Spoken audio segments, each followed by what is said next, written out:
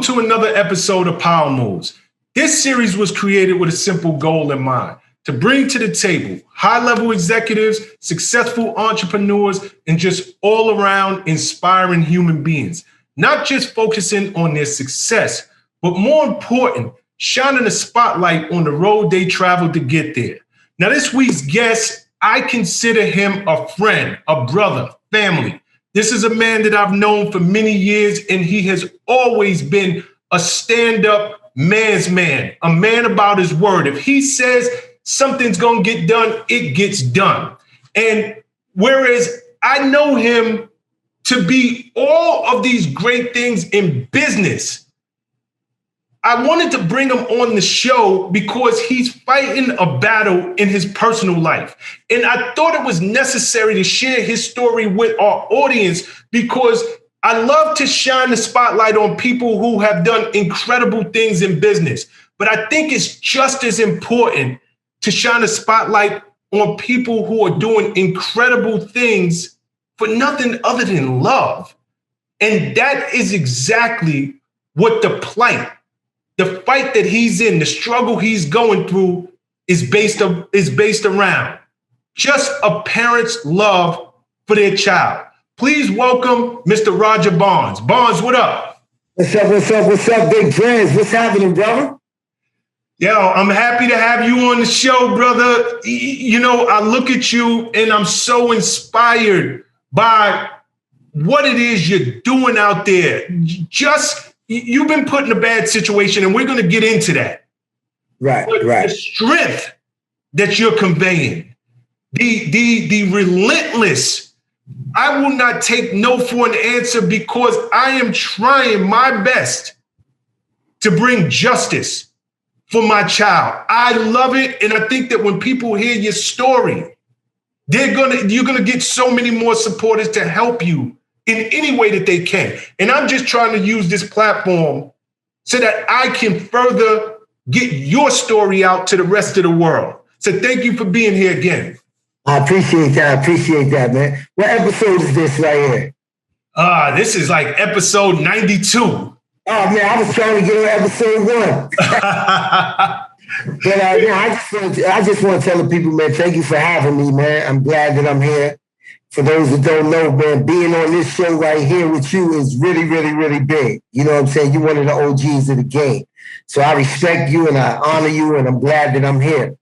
However, you know, I'm from Harlem. You know what I'm saying? So, you know, I listen to what you say about the relentlessness and everything like that. In my day, when you grew up in Harlem, you had to be relentless. Like, it wasn't no ifs, ands, what. Nobody was there to baby you. You know what I'm saying? Most of us came from one-family homes at one age or another. I grew up in a two-family home till I was like 13. And then from there is when my father left. From there is when I seen the strength of my mother. From there is when I hit the streets. From there is when I couldn't take no, because it was either that or you wasn't going to eat. You know what I mean? So whereas we wasn't going out there to get a lot of the fancy stuff, we was going out there to literally eat. You know what I'm saying? So it was either eat or be eaten. You know what I'm saying? So through life, that hurt me and that harmed me. It got me a name in Harlem. You can go anywhere in Harlem and say, yo, who Roger Barnes is, and they gonna know who he is. But they knew me for the wrong things. You know what I'm saying? They knew me for all the wrong things. But back in those days, in the music industry, the wrong things got you around the right people. You know what I'm saying? Because it was a dog-eat-dog world, point blank, period. I don't want nobody around me that's not going to go at the blink of an eye. You know what I'm saying? And unfortunately, I was known to go at the blink of an eye. So those got me around the right people. You know what I mean? That got me to hang out with the right places. That got me partying with the right people. That got me moving with the right people. And eventually that led to a job. You know what I'm saying? Because it did come a point in my life where I had just came home from jail, and it was either I could go back because I know how to do that very well.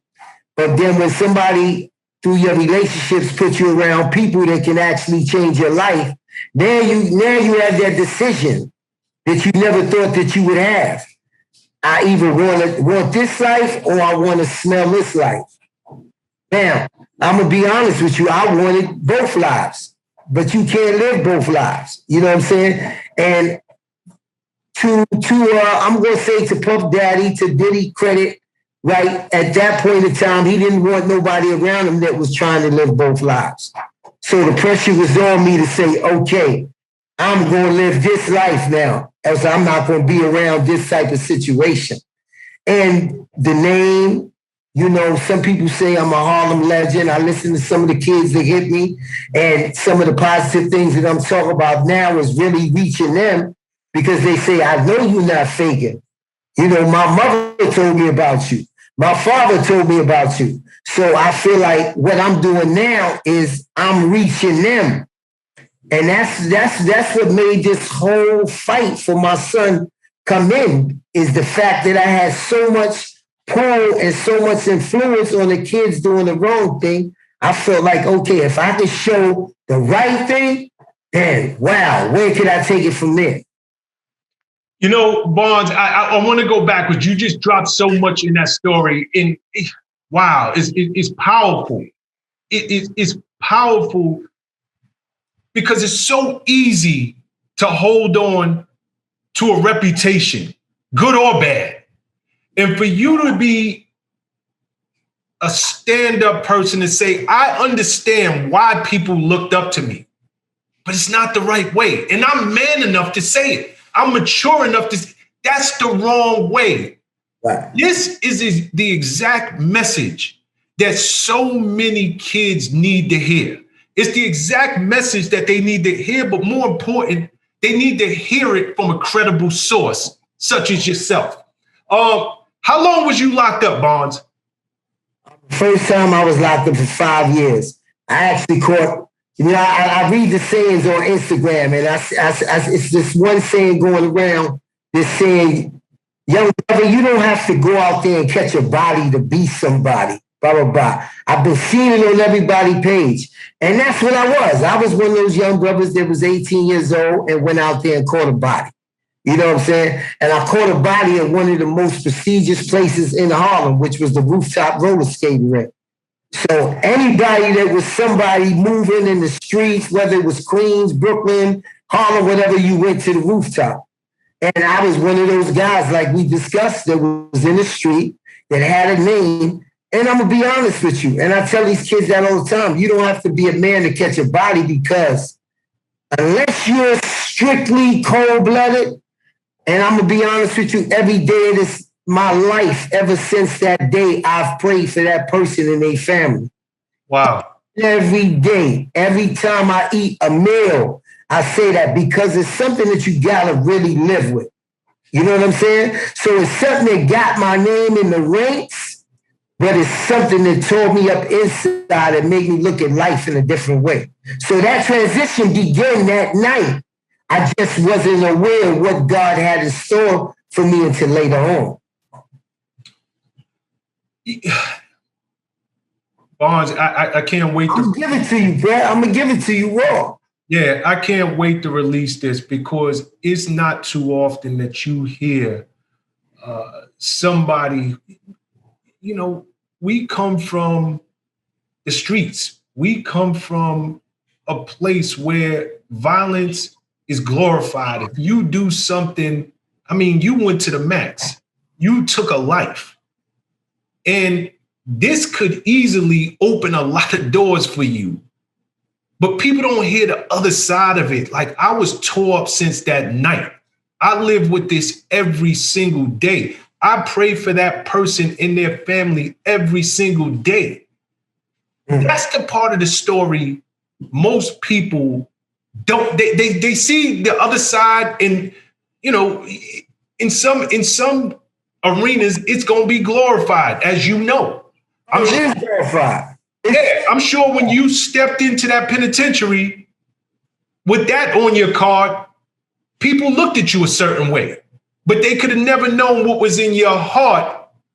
I'm sorry for what I did. And I'm so happy you shared that, and I'm man enough to share that with our audience. Because you got to go to that. You know, even when that happened, I didn't let other people know that's how I felt. You know what I'm saying? Because I couldn't let you know that. I had to walk around at that time Like, yeah, I caught a body. What's good? You come over here, it's gonna be a problem. And that's what's happening now. Once you engrave that, that's what these kids is carrying now. No matter how they really feel inside, this is the mask or the persona that they gotta put on when they go out. And a lot of them get put up against that wall because you might be with a dude that really don't care. But you faking and acting like you don't care, but he really don't care. You know what I'm saying? So I hear a lot of people say, hold up, I got in a situation because the people I was with, but I wasn't like that. And I tell people that all the time. Then you shouldn't be around that if you know you're not built like that. You see what I'm saying? So I knew for a fact I was built like that because I didn't know no better. There was nobody there to tell me, nah, there's another way. So when I got this opportunity to be next to somebody that, even though I'm a couple of years older, I've been watching mostly all my adult life and say, okay, you can change. This is an opportunity. Then I felt like this was what God was giving me that first night that I changed and said, okay, hold on. I got to take you through a couple of more things so that when you get here, you'll love it here. You're not want to jeopardize it. You'll teach it. And then I learned a lot. I can't, like I tell people all the time, I learned so much because people say, yo, if I didn't talk to you, I would have never knew to owe you.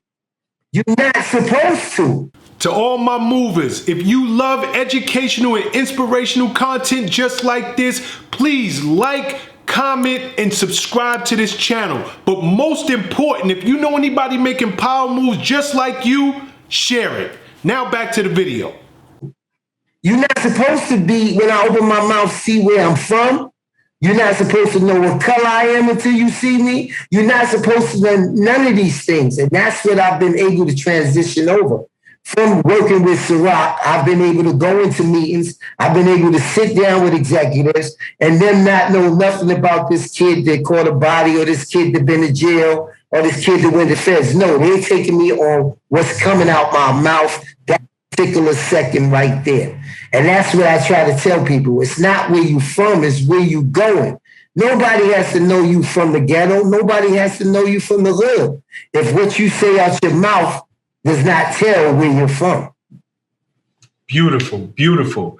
If you had to give any word of advice, because I speak in prisons all the time, and I try to go in and I try to share not just my story, but share with some of our young brothers that you made a mistake, but you can rise above your mistake. Your yesterday is just that. It's your yesterday.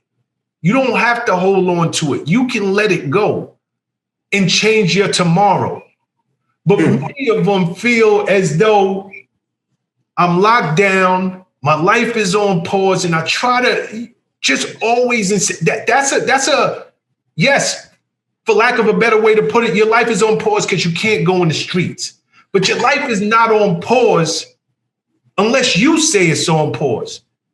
You can better yourself right where you're at. You can be the person that you're trying to be right where you're at. So for anybody who is currently incarcerated or is on their way to possibly being incarcerated, before we take this interview, because I want to learn about your son and all that you're going through to help him, what would you tell a young man or young woman who might find themselves in the same situation as you, but God bless you. You came out and you met somebody that you know, P. Diddy, everybody in the world know him. Everybody's not going to have that opportunity, but there are other opportunities out there. What would you tell them in terms of you can change your life? That question right there is so big. That question is so big because when you get incarcerated nowadays, you still get, incarceration is the streets. It's the streets behind the walls. You know what I'm saying? People still look at you for what you have, what you don't have, who comes visit you, who don't come visit you, how much money you spend in the store every week when we go. All of these things still matter. So the most thing that I tell people is if you don't forget your pride is the first thing you got to tuck away in any environment you go into. Whether you go into an environment, because let's not get it mistaken. People say, okay, you was next to P. Diddy, but people don't understand. I have a regular paycheck. I wasn't getting XYZ. I'm not your best friend. I'm not his best friend. I'm not this. I am getting a paycheck. So I'm still living at a certain amount of means. Just because you see me flying and you see me here and there, that's not my money. That's his money. I'm there to do a job. So when I first got with them, I was making $300 a week. You know what I'm saying? Okay, $300 a week wasn't doing nothing for me. But there goes the pride. You know what I'm saying? If I wasn't ready to tuck my pride away, then I wouldn't have ever been able to grow inside the industry because I wouldn't have never gave myself a chance. I would have listened to what people were saying. Oh, you with this person, you with that person, you're supposed to have this, you're supposed to have that. And that's when we walk away because other people peer pressure and our pride. So I say it's when you get locked up, that's the first thing. Okay, you from Brooklyn, you from Queens? No, I'm from everywhere. I'm not just from Harlem. So I'm not going to get caught in the Harlem group. I'm not going to get caught in the Brooklyn group because I was already transitioning and becoming better. So if you're trying to come better, you got that same choice that you got in the street. I could run with the crowd or I could run with the out crowd that's really thinking about 10 years from now what they're going to do. I listen to Wallow a lot of times. Me and him talk a lot of times, and he's like, yo, I had a cell phone when I was in jail, Barnes, but I just sat in my cell and I mastered my cell phone.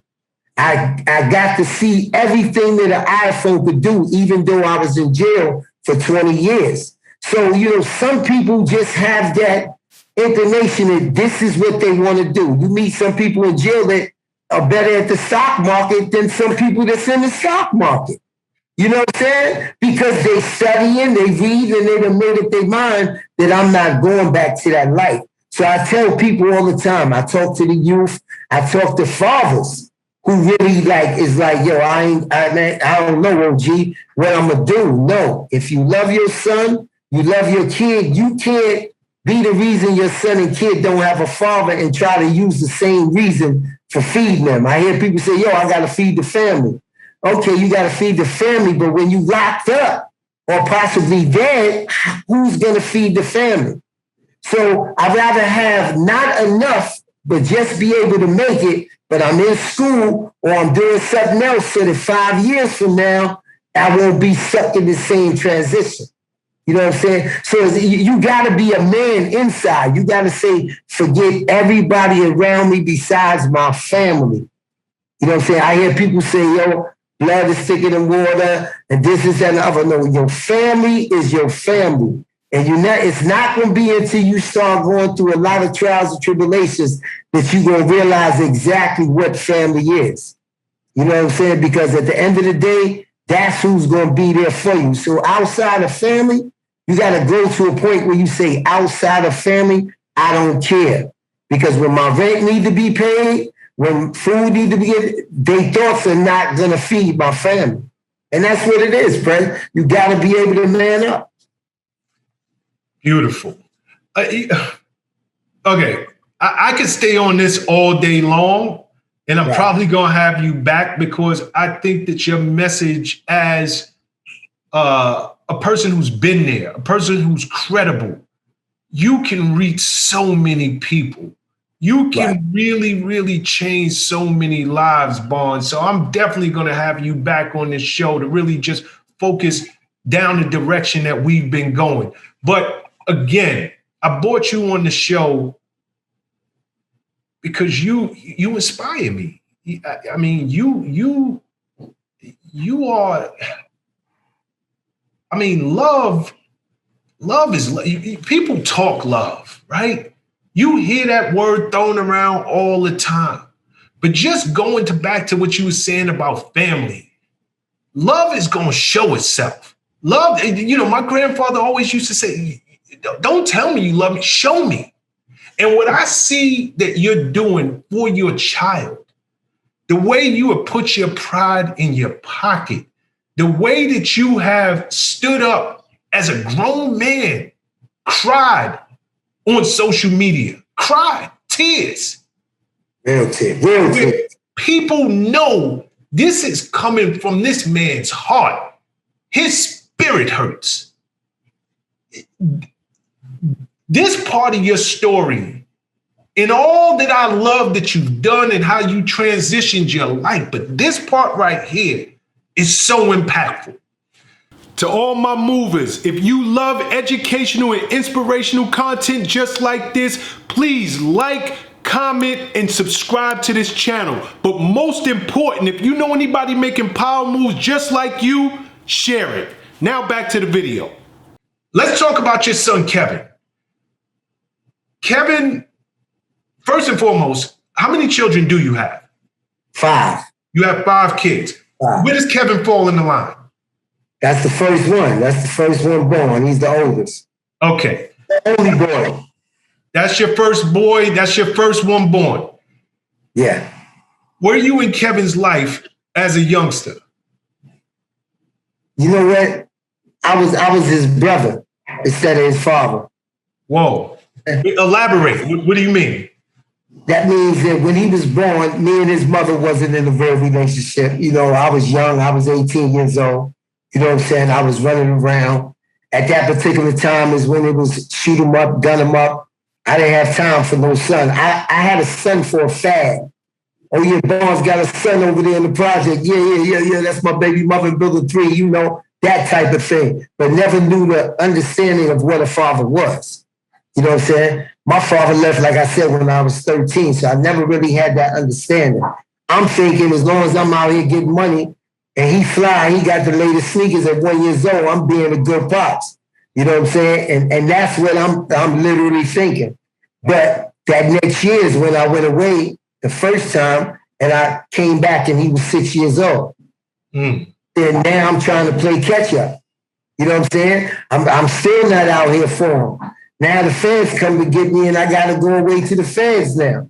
You know what I'm saying? So now I'm in the feds for another 4 years. When I come back, he's 12 years old now. You know what I'm saying? Okay, who are you? Like, even though he came to the jail, he did this, that, and the other, it's still, who are you? Because I've been living with my mother boyfriend for the last 11 years, and that's who I look up to. And we kind of feel like we want to push them away because they're not showing us love. Like, not that you've been here for the last. We just automatically think, well, as long as I give them some money, it's cool. It was good. And it wasn't that. So I wasn't there for him. You know what I'm saying? I could really say I wasn't there for him. And when he did get 17 and 18 and I was there for him, it was more or less, I'm your brother now. Let's talk to girls. You know, let's do this, that, and the other, because your pops is only 34. You 18, 19, you know, let's roll out together. I got him around Puff. I got him inside the clubs and everything. I'm just the coolest pops. Never once can I tell you, Prez, that I really sat down with him through all that because I was too busy trying to be cool to ask him really what's going on in life.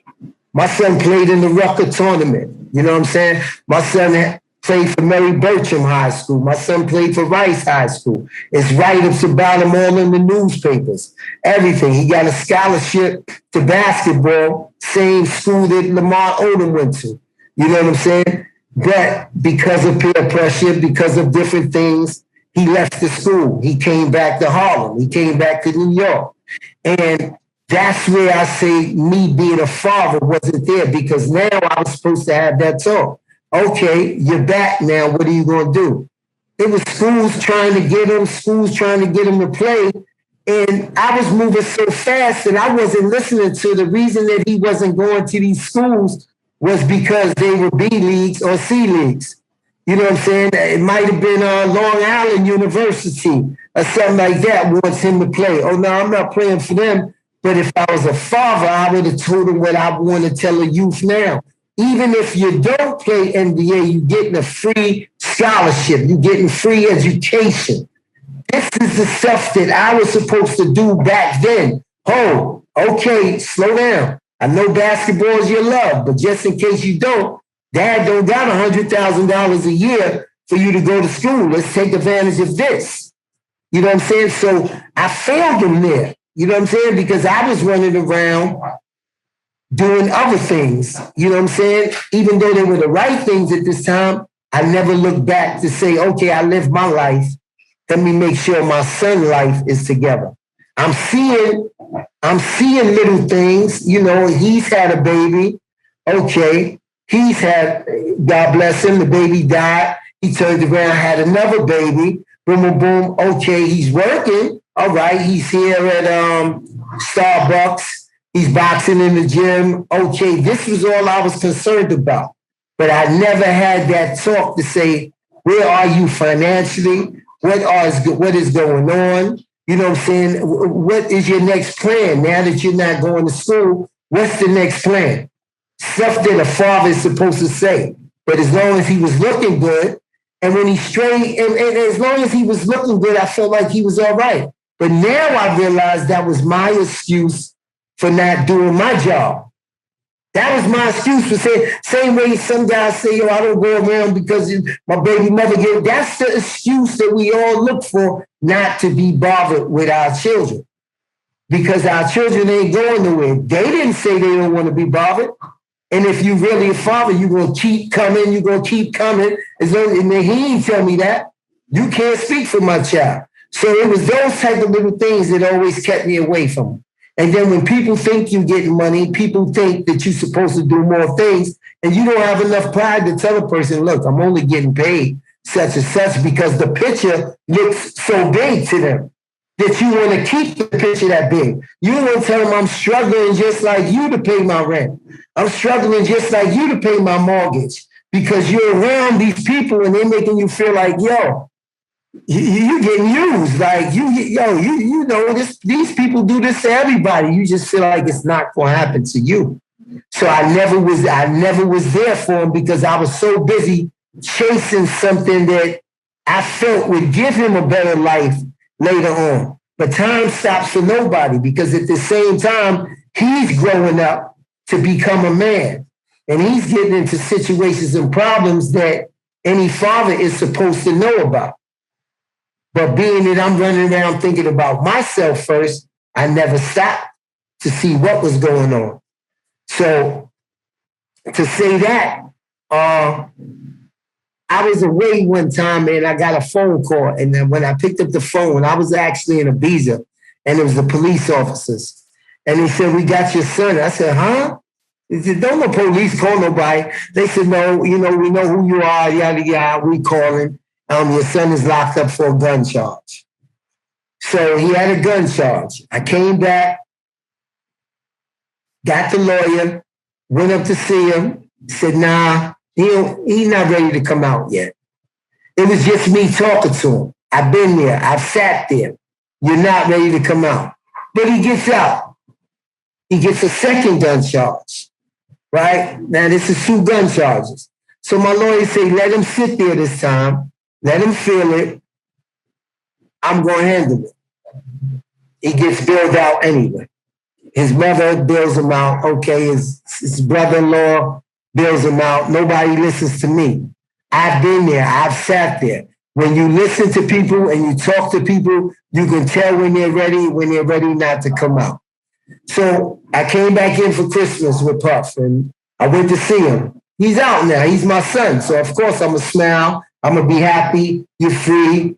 You know how we was doing back then, Prez. We give you a box of Shawn John clothes here. You know what I'm saying? Take that. You know what I mean? So I knew he was good, gave him some money. And he said, Dad, I'm going to Africa. I said, oh, you going to Africa? Any father would sit there and question that way more than I did that night, because I never even knew my son had a passport. But I was so busy, I came in on the 25th. Oh, I'm catching a flight. I got to be in Miami the 26th to, of course, make sure my client, make sure my friend, make sure P. Diddy is okay with his family on Christmas. But I never really stopped to get into depth of why he was going to Africa. He just said, Dad, all I was thinking about, honestly, was the 2 gun charges. And I said, okay, he must got a problem or a situation with somebody here. So I was actually happy he was going to Africa. You know what I'm saying? Like, yes, get out of here. You don't need to be here. But he said, yo, I'm going over here. I've never been out of the country. I want to see the town. I want to do some modeling. At that time, Tyson, Bedford, and everybody was doing the hip-hop hood modeling with the tattoos. And he said, I want to go out there and get some pictures and do everything. Cool, no problem.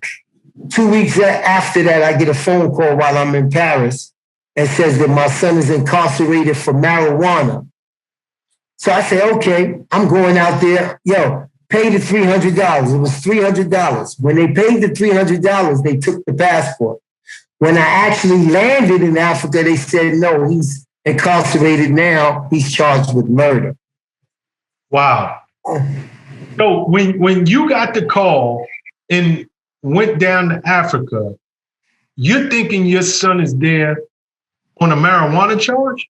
On a cannabis charge, yes. Wow. They said he was smoking cannabis inside the hotel room, and that's what they locked him up for. But the lawyer said the $300 was the ticket. I said, okay, I'm on my way down, paid the ticket. When they went to pay it, now they snatched the passport and said, no, he's being charged with murder. So when I land, this is the first time I heard of a murder charge, was when I actually land. So I'm off to the races now. I get the lawyer, the this, the that. I'm paying everybody because I need to know what's going on, who's going on, like a murder of what? We're in Namibia, Africa. I'm sorry to cut in. I'm sorry to cut in. How old is your son at this time, and what year are we talking? He's 21, and this is 2011. Okay. So this is 10 years ago, 10 going on 11 years now. Going on 11 years ago. Yeah, January 7th, 2011.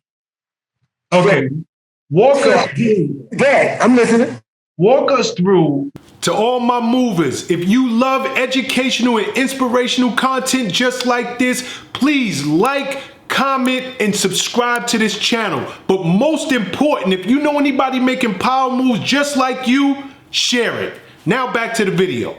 When you land and your worst nightmare becomes real, you find out your child just followed in his father's footsteps, allegedly.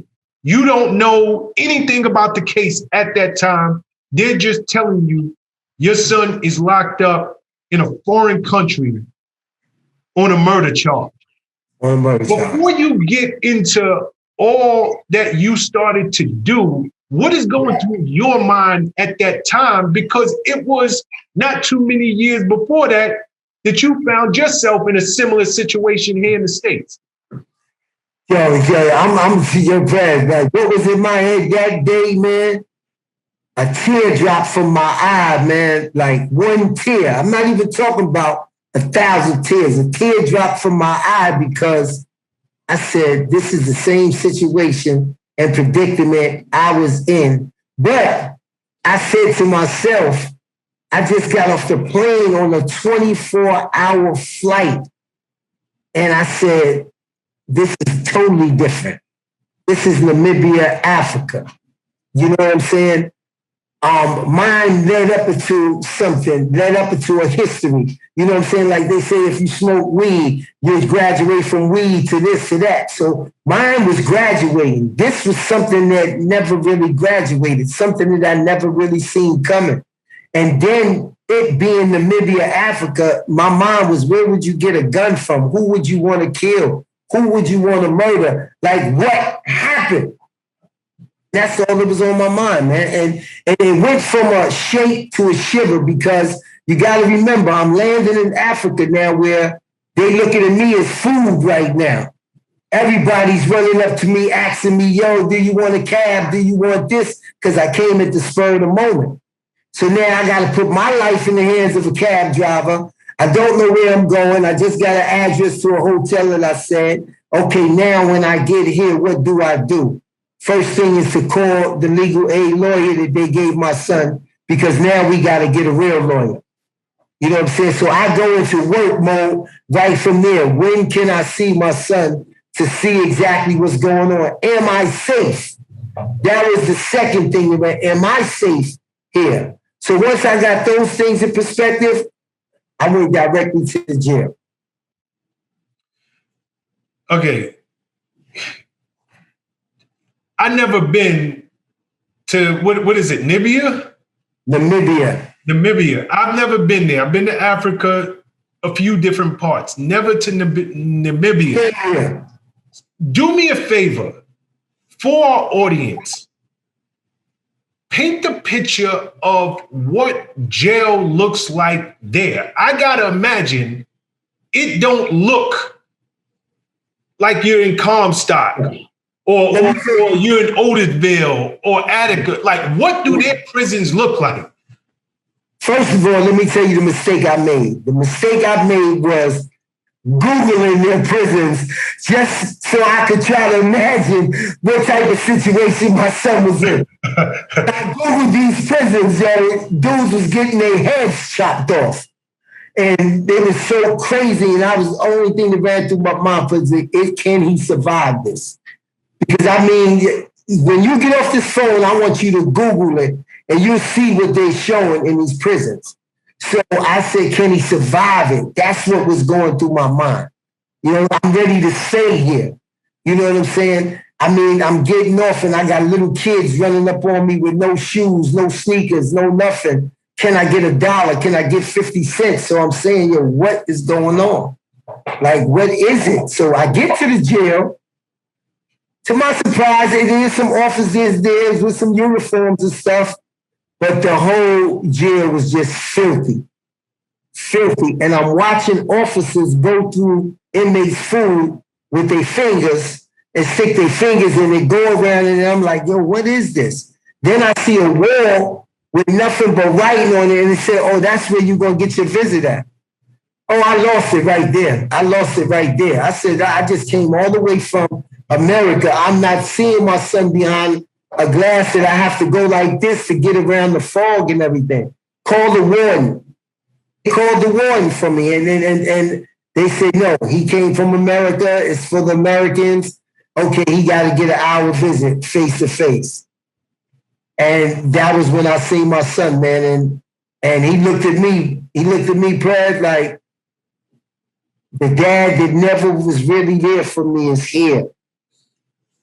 You know what I'm saying? The dad that never is really there for me is here in Africa.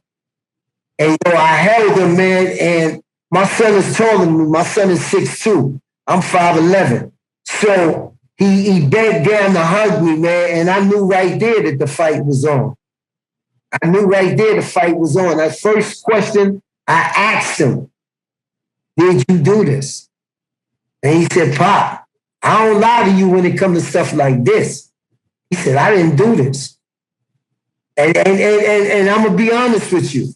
Did the second doubt kick in? Of course the second doubt. I'm from the streets. The second doubt kicked in. Me being in that situation, me not saying what I did when I first did it. Yeah, your first inkling is to say, no, I didn't do it, whether you did it or not. Because you don't feel comfortable with admitting nothing that you could spend the rest of your life in jail with. So it wasn't until some of the things came out that I really felt like, yo, this kid is not lying to me. It's almost like when you ride around in the hood and sometimes you might have a friend that get in your car, but he's not that friend that's going to tell you he dirty. You know what I'm saying? He's not going to tell you he dirty until y'all get pulled over. Oh, shit, yo. Yo, why you ain't tell me that? So when I look at my son's case, without saying a guilty or innocent to anybody, I try to let people know that, yo, you have children. You was a kid at one time. Don't forget the things you did at 18, 19, 20, 21. Don't forget the predicaments that you put yourself in, that you got away from, and you said, oh, shit, if I would have got pulled over just now, your whole life would have been different. You see what I'm saying? So don't say that people can walk into certain situations without having knowledge of other people's plans, as you may say, because it's a lot of times that we can go back and say we was in situations and we didn't know the plans. It's just that we was blessed and walked away from them. Because a lot of people point a lot of things out, the fact that my son has a co-defendant. You know what I'm saying? The fact that I don't talk about his co-defendant. I tell people all the time, it's not my job to talk about nobody else. It's my job to point you directly to my son, the one that I brought into this world, the one that I'm responsible for. You know what I'm saying? So we get deep into that. You know what I'm saying? And when you get deep into that, I look at my son's eyes and he says, no, Dad, I didn't do it. Did this man do it? I can't tell you yes, Dad. I can't tell you no. You know what I'm saying? And I left it at that. You know what I'm saying? He said, I stand on my morals, I stand on my principles, but check this out, Dad. I'm telling you, I ain't do nothing. And that's what I wrote with. My son is innocent. I can't never, if it came out 25 years later that somebody else was guilty, I said, I'll tell you, I told you my son was innocent. I know the trial. To all my movers, if you love educational and inspirational content just like this, please like, comment, and subscribe to this channel. But most important, if you know anybody making power moves just like you, share it. Now back to the video. Hasn't come up yet. And that's a big part of why I wanted you on this show. Because your son has been languishing.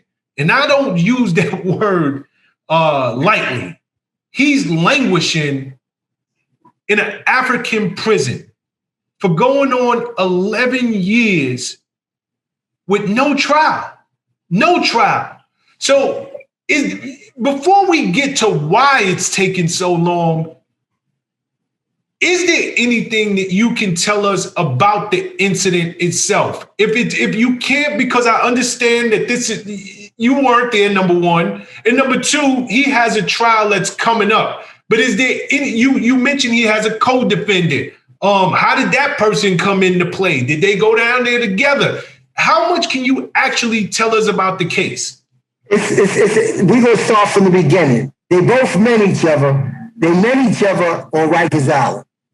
Remember I told you my son had a gun charge? Yes. So this guy comes in from LA. Of course, you know Rikers Island. He's coming from another place. He can't use the phone. He can't do this, that, other. My son makes sure he can use the phone. And I try to tell people, I say sometimes a bond comes in jail way faster than a bond does in the streets. If a person looks out for you, if a person does little things, you might end up talking to that person every day, whereas in the streets, you might never talk to them again.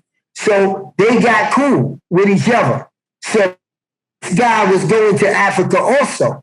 So come to find out that that's the reason my son went to Africa. You know what I'm saying? So he said, okay, I'm going to hang out. Now, I don't know what his intentions were. I know what my son's intentions were. And my son's intentions are still speaking to this day, too, because it's a young lady that he met inside the mall when he was there. And she's been with him the whole 10 and a half years. This is fiance now. Her mother and father go see him. They sit down and read the Bible together. They do everything. And my son say, Dad, I told you I wasn't running around here looking for nobody.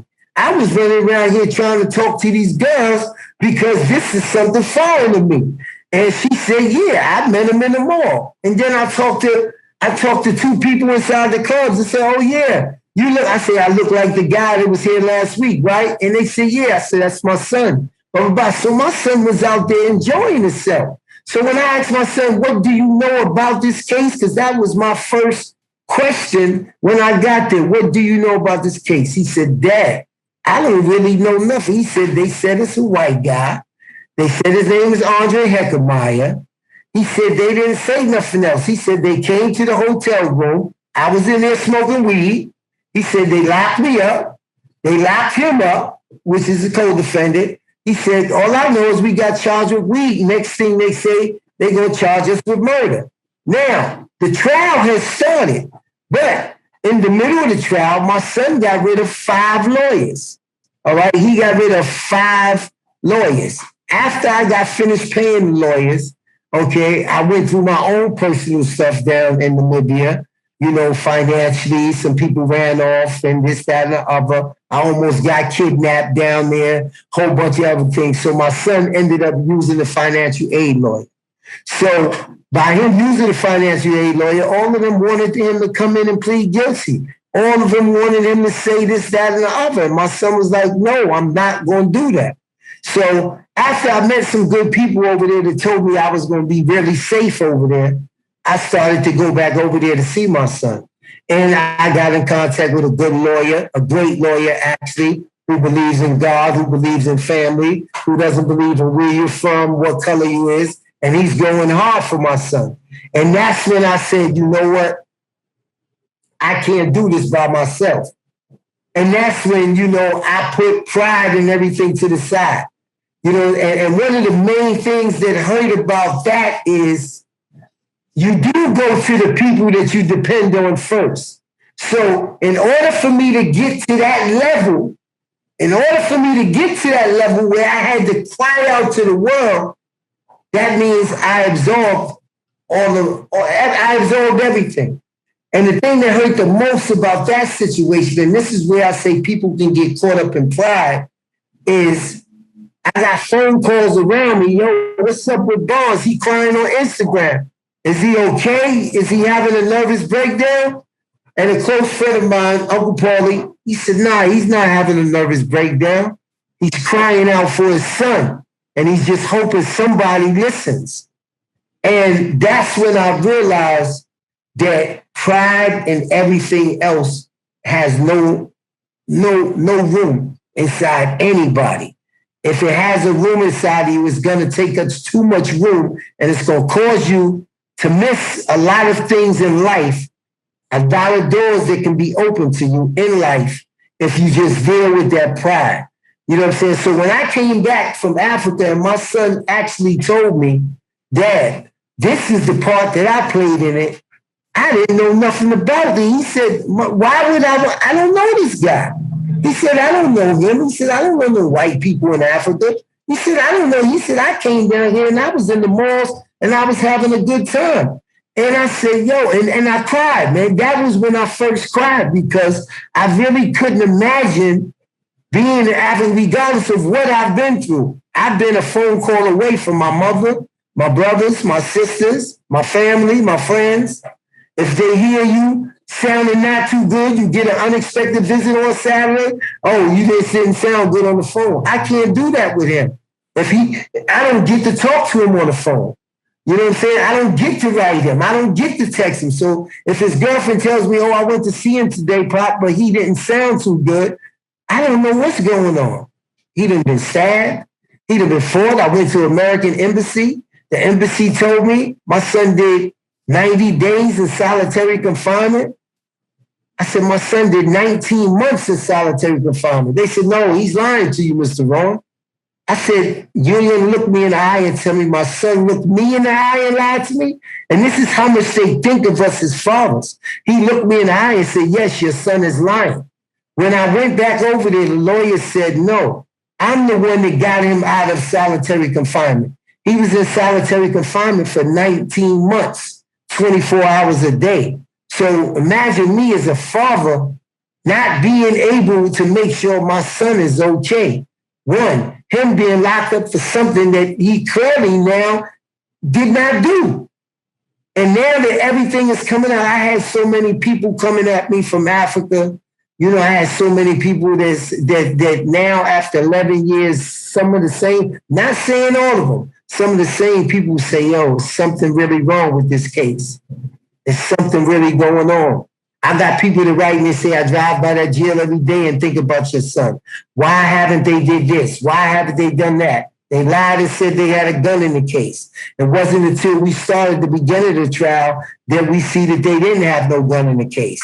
We find out they didn't have no DNA. If you sweat or do anything, shit, if you touch anything nowadays, it's DNA. It's no DNA. It's no eyewitnesses. And it's like, okay, what are you holding this young man on? They've hidden the evidence. They said that they had a silencer and a barrel. right? Which they didn't find the first time that they searched the room when they found these kids in the room smoking marijuana. They found no weapons, no nothing. A week later, they came up and said, okay, we found a barrel and a silencer there. Their own ballistics man got on trial and said, the silencer and the barrel that I looked at never been used, never been fired, never been anything. So even if you did, let's say hypothetically you did find it in there, this is not nothing that was fired to kill nobody or nothing that was used to kill nobody. And that's their ballistics man. But it takes all this time for these things to come out. You know what I'm saying? They got a passport person. And I said, why can't you try these two individuals separate? They said because they came to Namibia together, which means they have to be tried together. Once again, their witness got on the stand, a Sweden passport officer, and said, no, one of these passports are stamped Sweden. So he came through Sweden to get to Namibia. My son's passport never was stamped in Sweden. So that shows you that they didn't travel there together. So if they didn't travel there together, why can't they be tried separately? You understand? So there's so many different things that they're making up these laws as they go along. You know what I'm saying? They have three guys on there that said that they the one that sold my son and the guy the gun. Okay, where did you get the gun from? It's been 11 years now, and they say the person that they got the gun from, they just happened to see that one day, but they never bumped into that person again in 11 years. So they don't know where that person is they got the gun from, what kind of gun it was that they sold. They couldn't identify. And second of all, they never ever got locked up. So the lawyer was like, okay, y'all the only ones that's admitting to having a gun. Y'all never got locked up? He said, have any of your houses or lofts been searched? They said no. So the lawyer said the gun could be in one of your houses. If y'all the only ones, if my defendant is saying he never had a gun, y'all saying y'all had a gun and brought a gun from somebody that y'all can't find, then why wasn't y'all ever charged with at least having a gun? I've never seen that. Even if you cooperate with them, you're going to get charged first, and then you have to work for them by cooperating to get that charge done away. But these three individuals who already had open cases, who some of them have open cases now, never ever got charged in a case. So the only one that's charged in this case is my son and his co-defendant.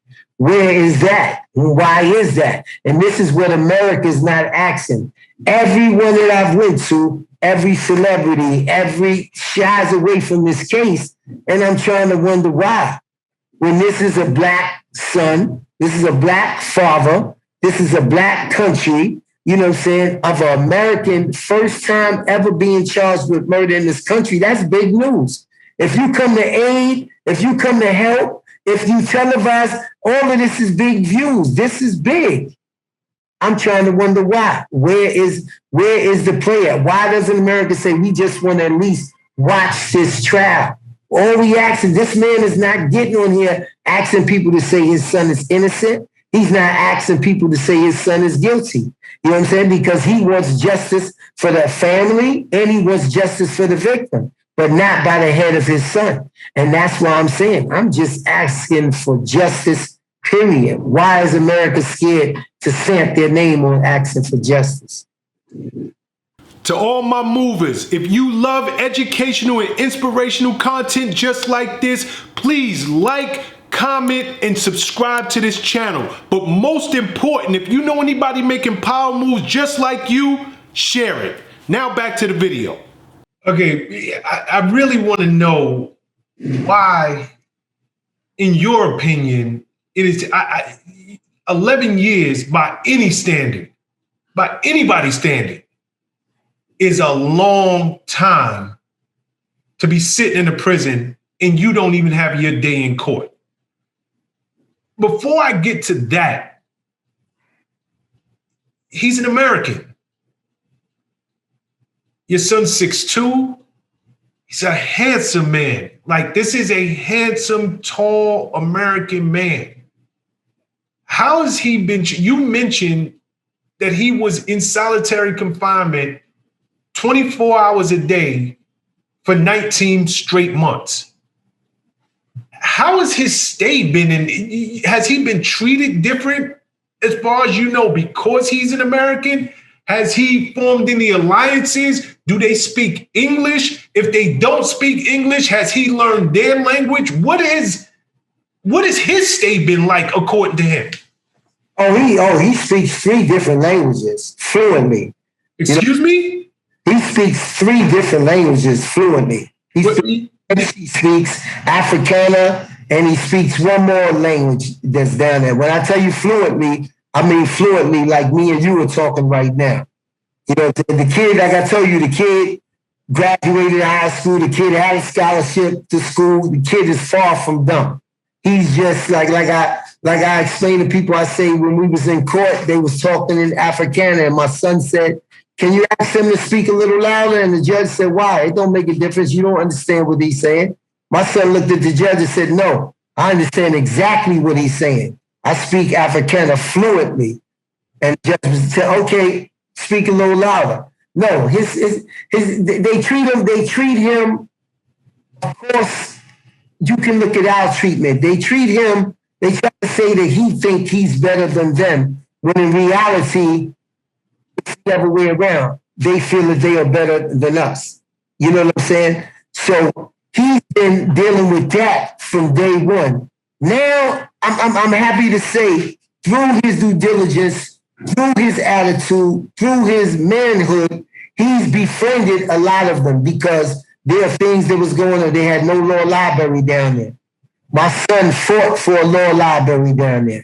He said, I'm American, I'm this. He looked it up, he took them to court. They got a law library. They had no recreation, no music, everything. My son fought for that. You know what I'm saying? So now he's like a jailhouse hero to the guys that's down there because they didn't know that they were supposed to have these things. And it took him to take him to court for them to get him. You know what I'm saying? Now he has another lawsuit against him for being in solitary confinement for 19 months. So there's so many different things that has to play in the decision with my son being innocent and guilty. And that's why I plead so much to everybody to help me with this, because they might find my son guilty for the simple fact that they held him for 11 years. And if they feel like they find him innocent, that he's going to sue him, and now they got an answer for that. So so many things that play into a factor when you're in another country. You know what I'm saying? They have porridge in the morning for breakfast. Okay, they have peanut butter and jelly sandwiches for lunch. They have porridge again for dinner. That's what my son eats because he's not from there. So if you're from there, your people can bring you food 4 days out the week. That's what they allow. You know what I'm saying? Or if you're from there, your people can go to Kentucky Fried Chicken and leave it at the gate. My son, once again, is not from there. His fiance comes from a not too well-off family. She's from Namibia. She's not too well-off. She can't do for him. Whatever I do for him, whatever his mother does for him, we send it on a green card over there, and she's able to go get him some food and stuff. He's been dealing with that. I'm lucky. When I tell you this, Prez, I'm lucky to have a son who stands on morals and principles, because as much as they tried to break him, his co-defendant tried to break out the jail. His co-defendant got caught up in a gate for 24 hours between the outside and the inside. They turned around and come get my son and throw him in solitary confinement. For what? He said, I didn't go nowhere. I didn't do nothing. But they just trying to break him. They used to come and offer him things. Now they don't come and offer him nothing because he won't take the side of what they say. They want him to say that he knows his co-defendant do it. My son said, I'm standing on my principles. If that man did not tell me and I was not there, I cannot say what y'all want me to say just so I could go home. And this is on God. This is what this kid explains to me.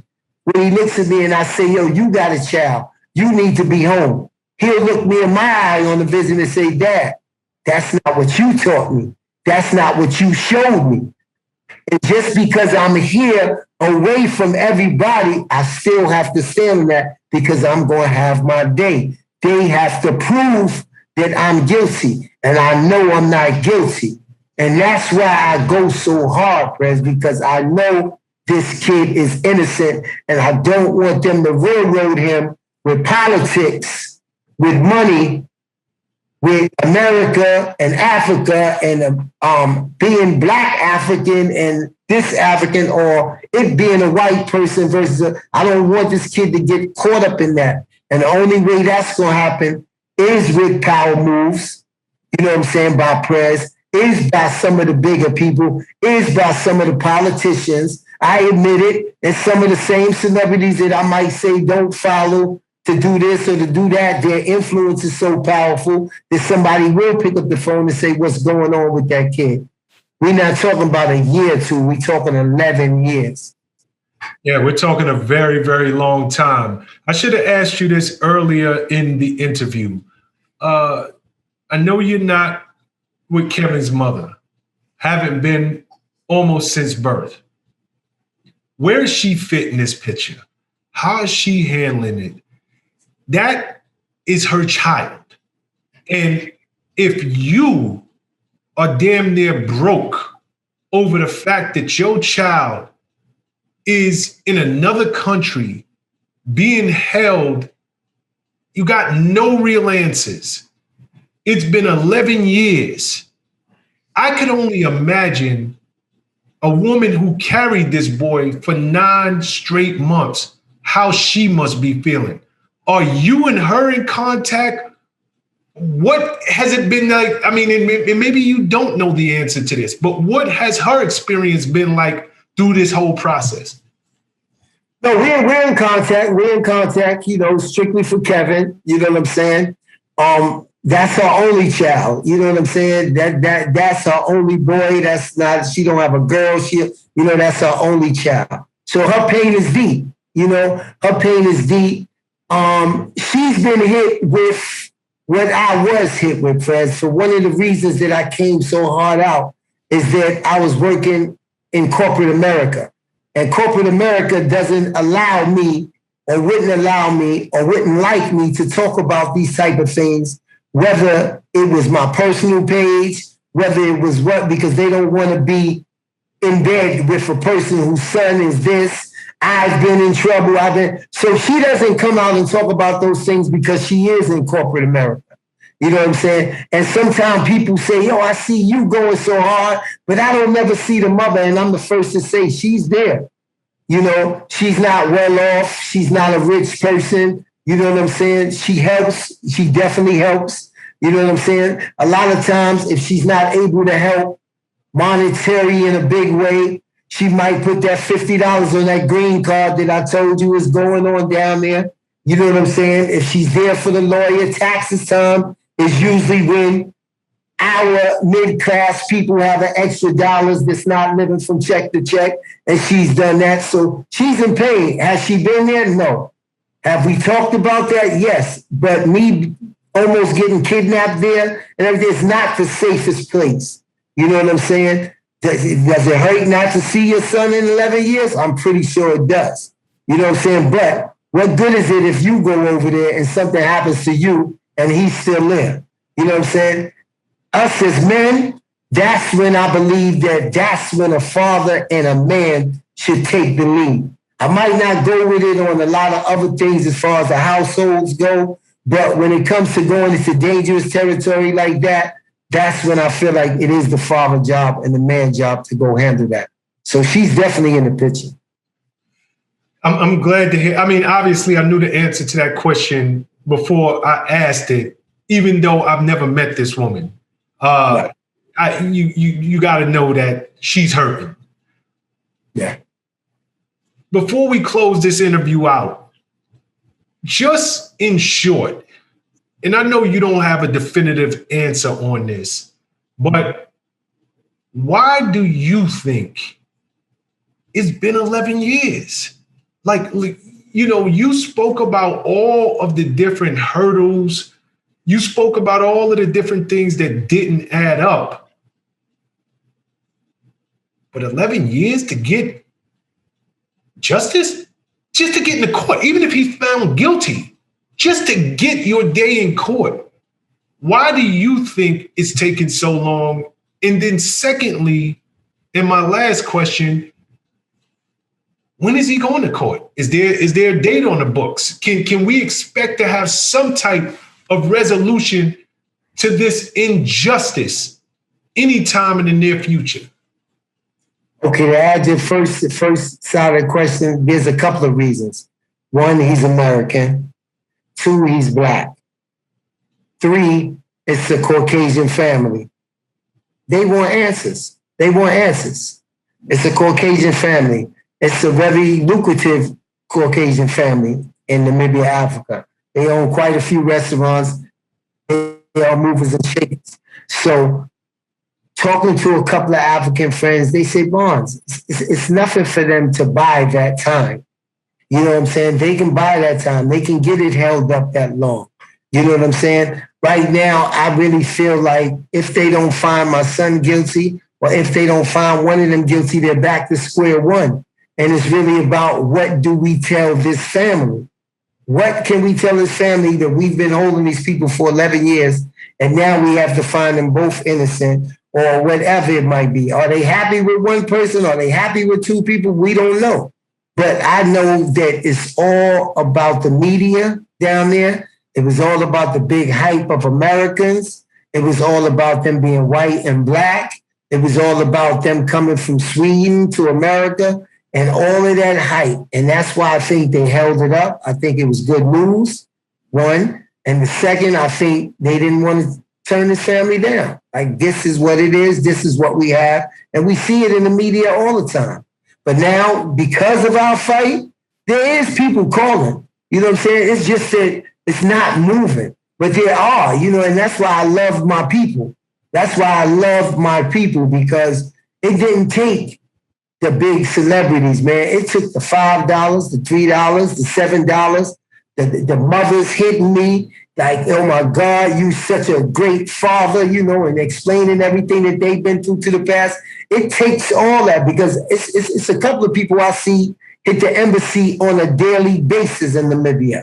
This is not right. And these are the people that's making a difference. Because yes, we are going back to court. July 5th to July 9th, we'll be in court that week. And for the first time, we in court 2 weeks right after that, simultaneously. They didn't put it off to the next month. So hopefully the state arrests their case by the end of August, and then the defense will be able to present their case. To present our case is only going to take us 1 week. You know what I'm saying? Because it's not on us to show our innocence. It's really supposed to be on y'all to show up the guilt. You know what I'm saying? And through them trying to show the guilt, they've actually showed more innocence. If it's on a fair playground, it got to be fair. That judge can't have that pressure of being a white judge himself and looking at that white family and say, if I let this kid go, now somebody got to man up and say, we still got to talk to this family. We still got an open case. Now, that's where America and everybody plays a part, because that can't be the reason you find this kid guilty. And right now, if they was to say, we need a verdict right now, you have no DNA. You have no eyewitnesses. You have no witness at all. You have no motive at all. You have no weapon at all. What do you have that could really explain 11 years? I would tell my son right now, if they told you time served, take time served. I don't even care if you're innocent or guilty. Take it. You got 11 years in and come on home, because I need you, because each and every day I got to wake up in the morning and that first phone call, I got to look at. Because I don't know if that's the call, the one that I've been dreading, because there's nothing I could do. You feel me? That's where we at with it. That's the love. That's one of the first questions. Where do it come from? That's where it come from. That's my blood. That's my son. I brought him in this world. And it's like what your mother used to say, I'm going to be the only one to take you out. And that's all I can say on that, Prez. Bonds, when I don't think it's anybody who's going to listen to this interview on podcast form, whether it is Spotify, iTunes, or any of the streaming services, or watch it on YouTube or the social media platforms, that is not going to be able to, number one, feel your heart, feel your pain, understand that it is not just your child. Your child is there physically, but clearly you are all the way there with him spiritually, mentally. It comes through so clear every time you open your mouth. I should have asked you this, and I know I said the last question was the last question. Right. But if in the worst case scenario, he is found guilty, what is the maximum penalty? What is he looking at? Because he has 11 years in already. It almost feels like it would be time served at this point, or he would have a couple more years to go. What do you think? That again depends on, like I said, it depends on the fairness. It depends on all that, because he's done enough time for the minimum of a murder charge. You know what I'm saying?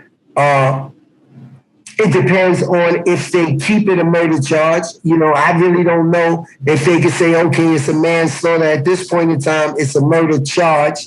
So that could go anywhere from the time that he has now up until life. Are we talking life with an L or 25 to life? Well, we talk about 25 to life. Okay. You know what I mean? Okay, so they operate. And I'm gonna be honest with you. I would fight that, hope it didn't happen. But you know what that one thing would do?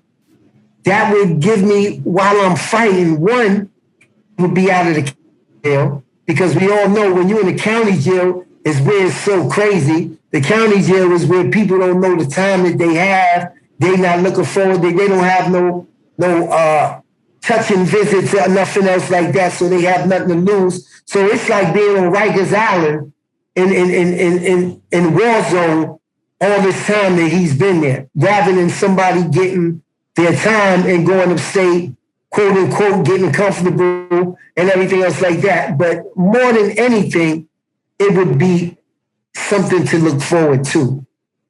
Right now, it's just no ending. It's just sitting there for 11 years. If a person got 15 years, okay, now we know we got 4 more years we got to work with. And we got 2 more years we got to work with. That's a satisfaction to any parent in anything. You know, when your kid is just sitting there, okay, I know you got 15 years, now your mother or your aunt got something to look forward to. Okay, so off of the 15, you might have to do 13. Okay, we got 2 more years, son. You know, they got something to look forward to. Right now, it's just you got my son, not only physically, but anything can happen to. And that's what I try to get people to understand. Like anything, he's been sad. This is stuff that he's been handling himself as a man. You know what I'm saying? When you get in those type of situations in New York or in our jails, your family rush to you. Your mother, like you just said, rush to you. Your father, whoever, there's nobody to rush to him. Thank God, you know what I'm saying? Allah be merciful that his girlfriend is there, so he's getting some type of form of love. You know what I'm saying? But all of these things play a factor in me doing what I'm doing. Corporate, everything plays a factor on me, because it's like you can't preach and say that you love the people, and you can't preach and be an activist and everything like that. And they're so busy picking and choosing what they want to stand up for, who they want to stand up for, and then say, no, I stand for the people. No, you stand for a certain person or a certain people, but you don't stand for the people. And that's what I keep trying to bring all forward. This could have been to the forefront if we would have took a hold like you taking a hold of it and said, we need to put this on the platform. This was supposed to be one of the biggest things that Obama talked about, because at that time it was 7 years. You know, Bond, and I know in a perfect world, and I feel your pain, brother, and that's exactly why I felt an obligation. You know, when I reached out to you, in my words, I got to do my part. I have to do my part. And I know we talking about these different politicians, and I pray to God that this video, this interview, this conversation goes viral and gets people talk, or it gets to another platform that has a larger audience, and it gets to another platform that has a larger audience.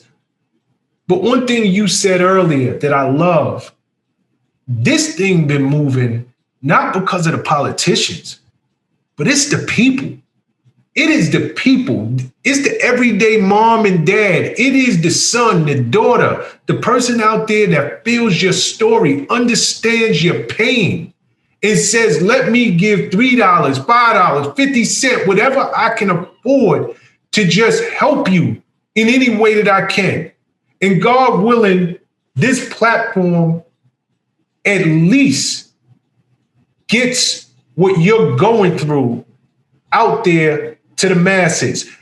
If anybody wanted to get in touch with you, if anybody wanted to donate, if anybody had resources or a brother, a cousin, a husband, or a wife to an elected official, a politician, somebody who can move the needle for you, where do they get in contact with you at? You can get in contact with me on social media. It's The Real Roger Barnes. The Real Roger Barnes. If you want to email me, it's rogerbarnesmarketing@gmail.com. If you want to call me, that's how I keep it. It's 803-800-5903. That's my phone number. That's my email. That's my social media. Reach out. I take all phone calls. If you want to give to Justice for Kevin, the Cash App is Justice for Kevin. Roderick Rowan.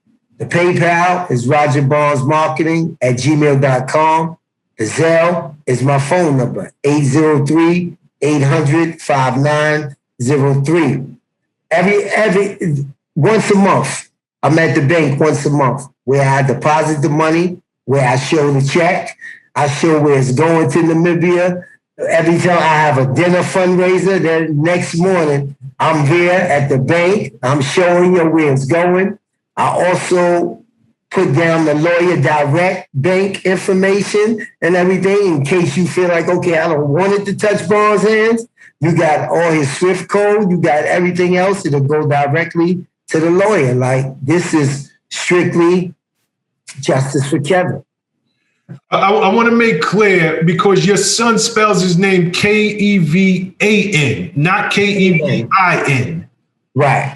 Kevan. Kevan, and it'll be attached to Roderick Rowan.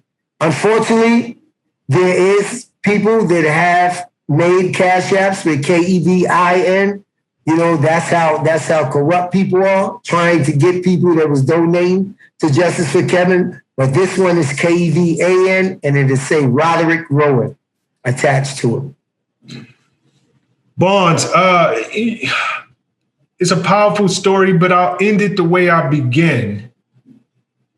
At the core of this, and the reason I needed to get you on this program is because this is a story of a father's love for his child. And for anybody out there, as you always say, it's your child today, but it could be any of our children tomorrow. Whether you believe this boy is innocent, whether you believe he's guilty, whether you have no feelings about this at all, if you are a parent, you need to, number one, share this story with your children, because it can happen to any of our children. You need to do your part and share what this man is going through. It can be something as simple as a repost on your social platform. It costs you nothing at all. But as parents, I think it's our obligation to jump in and do whatever we can do, whether it's donate, a repost, tell a friend to tell a friend, write a local official, just get this story out there, because it is criminal They're charging his son with a crime, but what that government is doing to his son, having no due process in 11 years, that is what's criminal. Barnes, I salute you. I love what you're doing. I'm inspired by you. And just understand that I'm going to do my part. And for all of my listeners and my viewers, I'm asking you to do your part, and let's get justice for Kevan. Barnes, thank you so much. You are a true power move maker. I appreciate you, bro, for having me on this platform, man. And yo, truthfully, man, I look up to what you've always done, man, and what you continue to do, man. Salute. Salute. I'm trying to lead by example, brother, just like you. One love. Question. Love.